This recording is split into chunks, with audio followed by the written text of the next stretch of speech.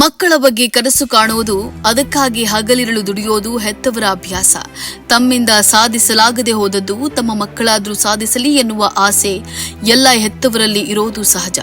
ಆದರೆ ಹೆತ್ತವರ ಕನಸನ್ನ ಈಡೇರಿಸುವ ಮಕ್ಕಳು ಬಹಳ ಕಡಿಮೆ ಎಂದ್ರೆ ತಪ್ಪಾಗದು. ಇಂದು ನಾವು ಅಪ್ಪನ ಕನಸನ್ನ ನನಸಾಗಿಸಿದ ಮಗಳ ಬಗ್ಗೆ ತಿಳಿದುಕೊಳ್ಳೋಣ. ಇವರು ಸೋಹಾ ಸಾದಿಕ್, ಬೆಂಗಳೂರಿನ ನಿವಾಸಿ.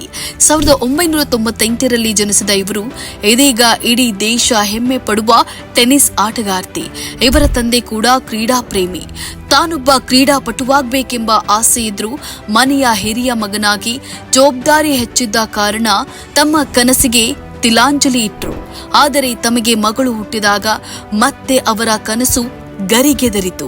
ಪರಿಣಾಮ ಟೆನ್ನಿಸ್ ಅಂದರೇನು ಎಂದು ಅರಿಯದ 9 ವರ್ಷದ ಮಗಳನ್ನ ಶಾಲೆಯಿಂದ ಆಡಲೆಂದು ಕರೆದೊಯ್ದ್ರು.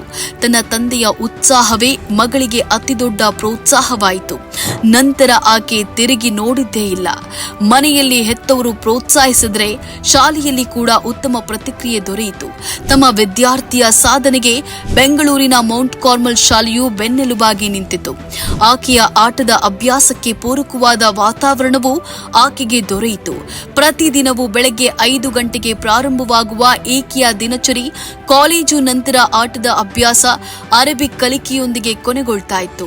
ಈಕೆಯ ಆಟವನ್ನ ಗಮನಿಸಿದ ಶಮಾ ಮತ್ತು ವಿವೇಕ್ ಅವರು centre of sports excellence Dravid Padukone ಅಕಾಡೆಮಿಯಲ್ಲಿ ತರಬೇತಿಯನ್ನ ಪಡೆಯಲು ಸ್ಪಾನ್ಸರ್ ಮಾಡಿದ್ರು.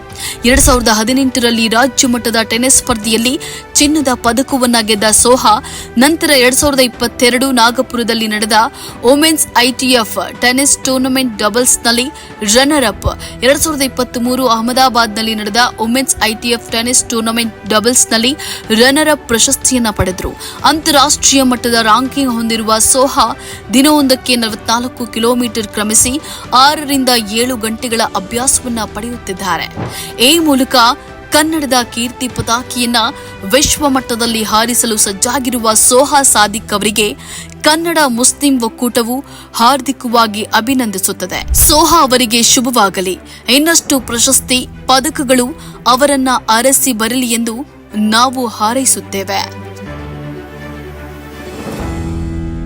ಈ ತರಹದ ಕುತೂಹಲಕಾರಿ ಮಾಹಿತಿಗಾಗಿ ಕನ್ನಡ ಮುಸ್ಲಿಂ ಒಕ್ಕೂಟ ಫೇಸ್ಬುಕ್ ಪೇಜ್, ಇನ್ಸ್ಟಾಗ್ರಾಮ್, ಯೂಟ್ಯೂಬ್ ಅನ್ನ ಸಬ್ಸ್ಕ್ರೈಬ್ ಮಾಡಿ, ಲೈಕ್ ಮಾಡಿ, ಕಮೆಂಟ್ ಮಾಡಿ, ಶೇರ್ ಮಾಡಿ.